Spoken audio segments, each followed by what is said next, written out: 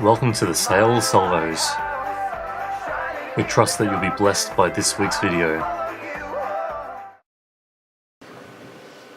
Well, good morning. Good to see you all smiling and ready for a good message this morning, because that's what hopefully you're going to get. That's what you paid the money for, isn't it? Good. Well, who watched the Brady Bunch when you were a little bit younger? A few people watched the Brady Bunch? Yep. Only like 3 of you. Really? Not very often. Not very often. Oh, okay. You know, there was like 2 families that are made when their parents wanted to get married, and so there was like 600 kids and 2 parents. Oh no, just 6 kids, wasn't it? Let's take the zeros off. But it was a good show. I remember growing up just watching it and having a good laugh. It was funny, it was entertaining, but it brought out the truths of life as well. I like the shows how it did that. It sort of helped you sort of understand and work through life yourself. And there was 2 sisters. The middle sister, the older sister was Marsha, and the middle sister was Jan.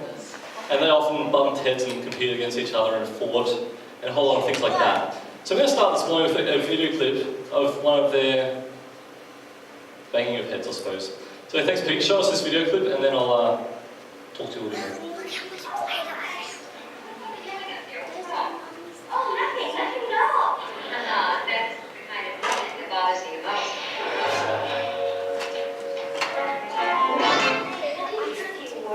Marcia must make such a big deal out of everything.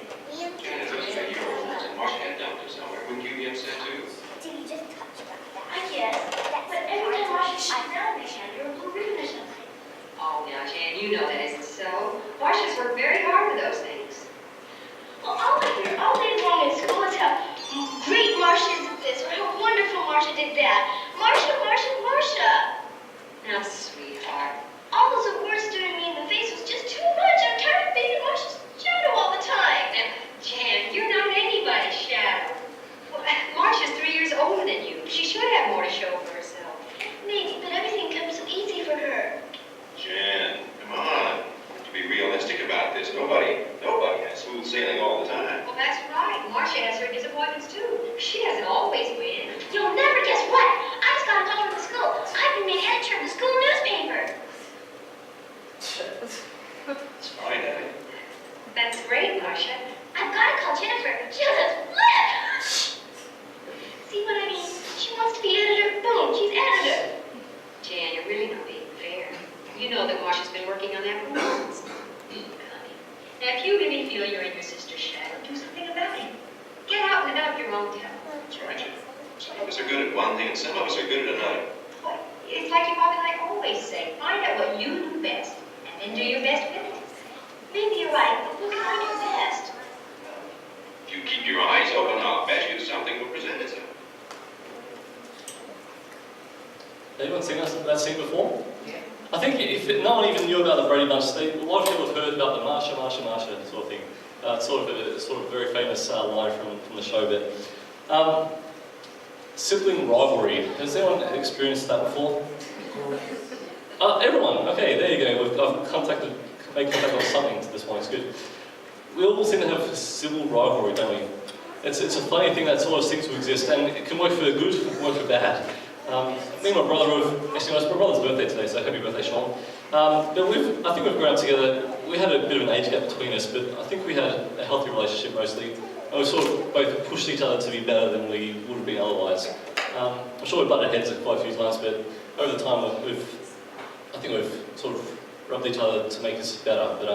But it is a funny thing that, you know, like Marsha and Jan, they sort of jealous of each other, and then they sort of wanted to, you know, compete against each other, and one seems to always get what she wants and the other one's always works hard and never seems to get it. But it's a funny thing, this sibling rivalry. And in the reading that Alexis read this morning on Mary and Martha, I wonder if there's some sibling rivalry there as well. It doesn't say much, there's only like 6 or 7 verses. But it starts by saying, as Jesus and his disciples were on their way, he came to a village where a woman named Martha opened her home to him. So it was Martha's home for a start. She had a sister called Mary, who was sort of named second. So I wonder if, you know, there was already some sort of standout from Martha here already. That was her home, and then Mary was sort of in the background. Who knows? But it's interesting to find out what would have actually happened in their household. Maybe Martha, not Marsha, Martha was the older sister maybe, and so she had this home. Maybe that she was the older one, so she inherited their parents' home. Who knows? There's a whole lot of stuff we don't know in this Bible passage. But it's interesting that it is named as the home of Martha. So in this video that I just showed you, you sort of see that Marsha, I've got to get these names right now because I confuse myself. So Marsha worked hard to get these things, and she seems to get everything. As Jan says, she goes, every time Marsha turns around, she seems to get a blue ribbon or something. It's almost like she achieves everything that she sets out to do. And it's funny how that can happen in families too, and we can perceive that in our siblings as well. But yeah, it's a very funny sort of clip where she seems to get everything she wants, and then as soon as she's complaining, Marsha walks in and gets another award. Or comes the editor of the paper, exactly what she wants. And Jen seems to work out, I just don't get anything. I'm always in her shadow, nothing's going to work out my way. But in society, our society these days almost tells us we have to work hard, don't we?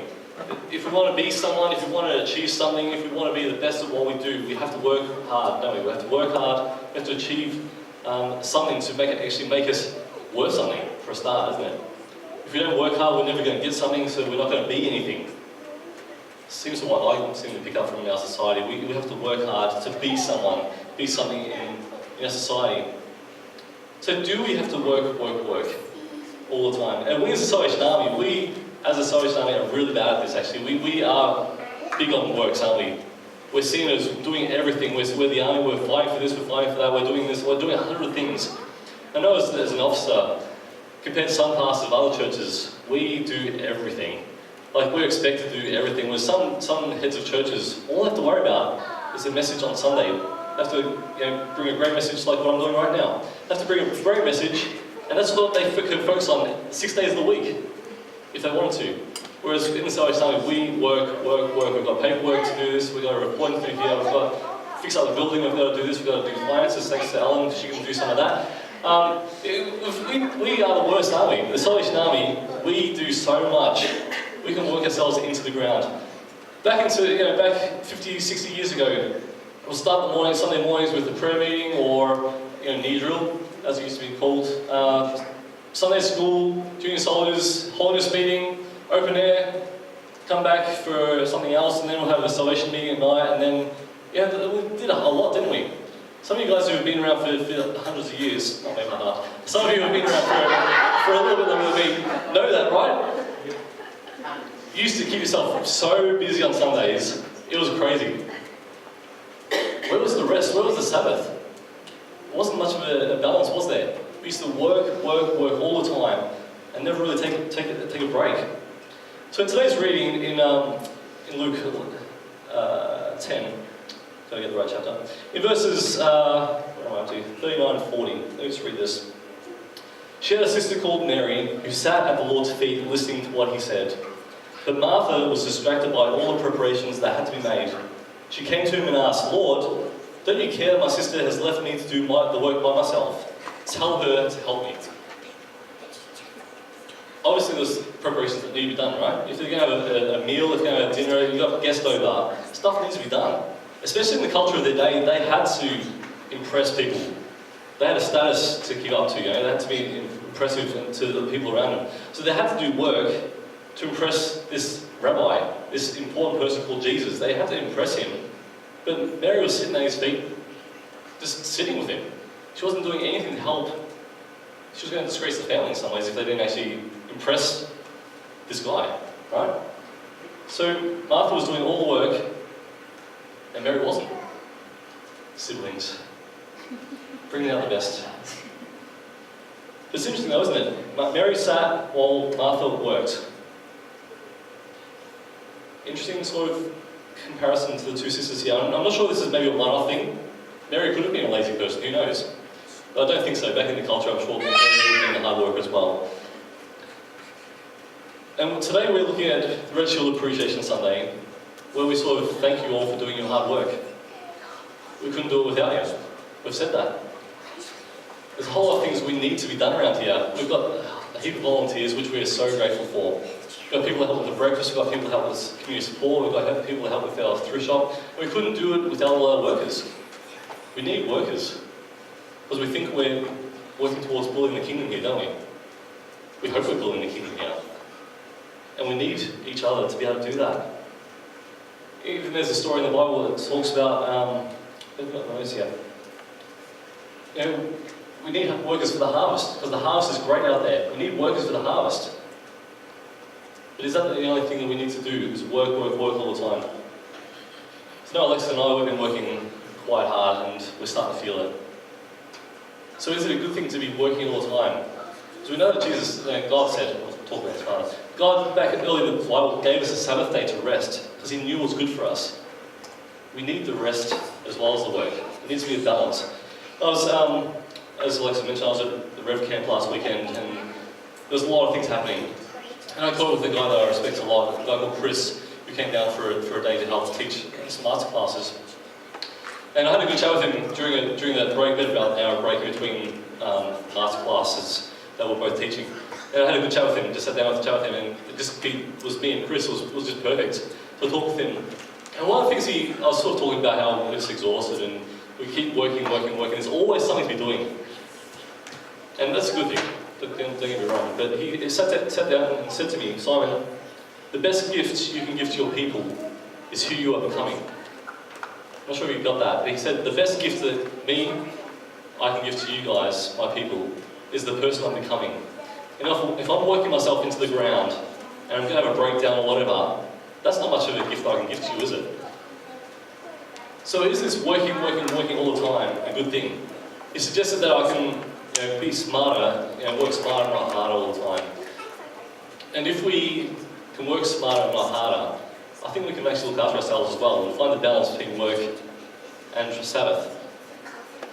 Because we, as a Salvation Army, we have a bad culture of work. There's always something to be done. There's always people out there that still haven't heard the gospel. There's always something to be doing. But is it smart? Is my best gift to you a breakdown or a burnout? I don't think so. So I think we're working on a few things we're actually trying to try from this week onwards to actually take a day off, which we haven't done properly this year. So hopefully we can do that and find, so we practice what we preach. Because there's nothing worse than not practicing what you preach. Bit of a hypocrite, aren't you? So hopefully from this week on we can actually start putting things in place to actually start doing some rest as well. Because you're no good to the kingdom if you are worn out or broken. So what is the most important thing then if it's not work? Let me read verse 41. Jesus says, Martha, Martha, Martha. That's what made me think of that. Martha, Martha, the Lord answered, you are worried and upset about many, many things, but only one thing is needed. Only one thing is needed. Mary has chosen what is better, and it will not be taken away from her.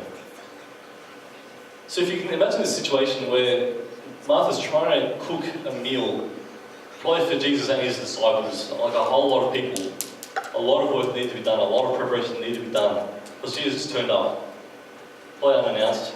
So Martha's probably stressing out of her brain saying, I need to cook a meal for this group of people. This needs to happen, or else I'm going to be shamed. That was just the way that things happened in those days. And Mary sat at Jesus' feet and did just listen to him. He must have been quite amazing, mustn't he? Like, this Jesus we hear about, he must have been amazing. So Mary realised that and sat at his feet and just was mesmerised by this Jesus. Fell in love with him and had to sit at his feet and listen to him, while Martha was busy working. But Jesus said, you're worried about many things, Martha. You're worried about many things. There's so much work to be done. But only one thing is needed. You hear Jesus saying that to us today? Right then? Everyone seems to be looking at him. Look at me, look at me. I know he looks like me, but maybe a little bit nicer. But Jesus says that only one thing is needed. And I hope that we can hear that Jesus is speaking to us today. This is Jesus speaking to us today, that only one thing is needed. Mary has chosen what is better and will not be taken away from her. So hopefully this morning we can realise that we're sitting at Jesus' feet, just listening to him. There's stuff to be done, but it can wait. It can wait. Right here, right now, let's sit at Jesus' feet and just love him. Before we're talking about, God is a good, good Father. That's who he is. And we're loved by him. That's who we are. Let's just focus on that this morning. Who we are, we're loved by him. That's the better thing, to be sitting at his feet and relaxing, soak up his presence, soak up his love. Because that is the better thing, and it won't be taken from us. Whereas all that work can be taken from us, but us being with Jesus, that can never be taken from us. No one can take that from us. It's beautiful, isn't it? So right now, let's sit at his feet. Focus on him. This morning, a couple of weeks ago, I introduced the Examine. It's a whole lot of questions, just becoming aware of God's presence, reviewing the week with gratitude, paying attention to your emotions, choosing something from the week and praying into it, and looking forward to tomorrow. I want to finish with this today, just so we can be with Jesus. Don't worry about your problems at the moment. If there's stuff going on this week, if there's stuff that's happened this week, if there's stresses on your mind right now, don't worry about it. Martha, just relax. If you're worried about many things, but there's only one thing that's important. Right here, right now, being with Jesus. I'm going to get these handed out. I'm going to show a video clip, just some music in the background while we look at this and just focus at the moment. Let's just be like Mary. Just be at Jesus' feet. Take some time out. Because this will not be taken away from you. So today's supposed to be the Sabbath in our calendar, isn't it? Let's take it as that. Take some mental rest, some soul rest. Be at Jesus' feet. Enjoy this music in the background while it's played. It's a song by Kerry Jobe called The More I Seek. So if you can have that video clip, Pete. And just take some time just to be with Jesus. Sit at his feet. Listen to him. Review your week. Be aware of God's presence right here.